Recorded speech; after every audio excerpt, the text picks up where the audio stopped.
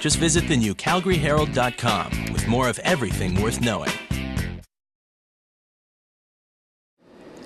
He just said that there had been an accident, and he started to describe the accident. There was no easy way to prepare Lorraine Barry for that phone call.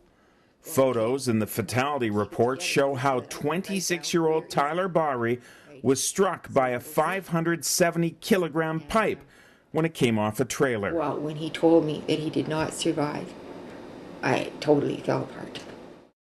To sit here and be so angry with whoever is responsible. Since 2003, more than 200 families in Alberta got the same call. A loved one had died on the job. That was the year the government promised to usher in a new era of workplace safety. A Herald investigation found that in 3/4 of the 171 deaths it analyzed, provincial investigators turned up safety problems. Only 1/3 of those cases were prosecuted to a verdict, leaving many families of dead workers feeling betrayed. They can't just go around treating these young men out there, not all of them are real young, but like numbers. Like, oh wow, we can get another one tomorrow to replace him. Well, maybe they can get another one tomorrow to replace him, but we can't. He was a welder's helper in the winter, and then he, guided hunters and trail riders in the summer and hunters in the fall. 21-year-old Dustin Cadrain was killed when a side boom fell and pinned him between the boom and a natural gas pipe.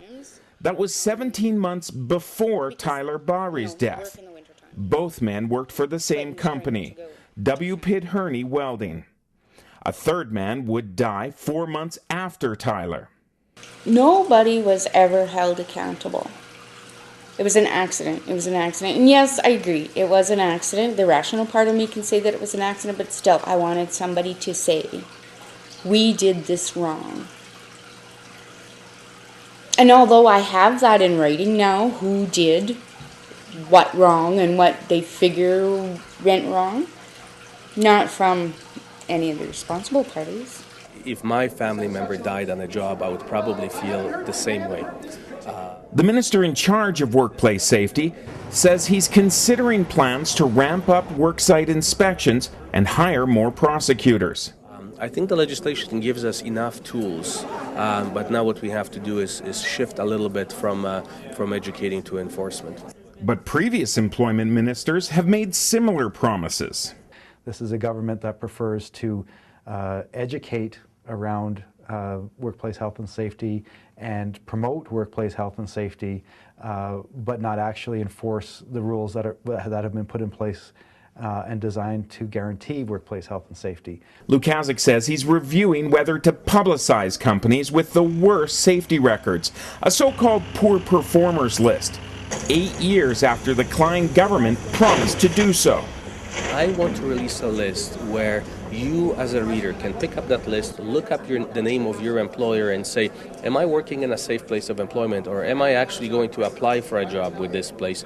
Or an employer can look up and say, how am I doing compared to other players in the same industry, in the same category? We're working on that list, we're generating it. The medical examiner says Dustin Cadrain died of blunt chest trauma. Government investigators say he never should have been beneath the boom in the first place. It was an unsafe but common practice at the job site. If they would have done something with this first kid, maybe Tyler would still be alive. Or maybe if they would have done more with Tyler, the next one wouldn't have happened. I don't know. Like many victims' families, Lynn Cadrain is angry and frustrated. She's particularly upset that it appears nothing was learned from Dustin's death that could have prevented others from dying. I was angry. Upset, angry, that they hadn't learned anything. That they could do that to another family, is to another worker. Rick Donkers, CalgaryHerald.com.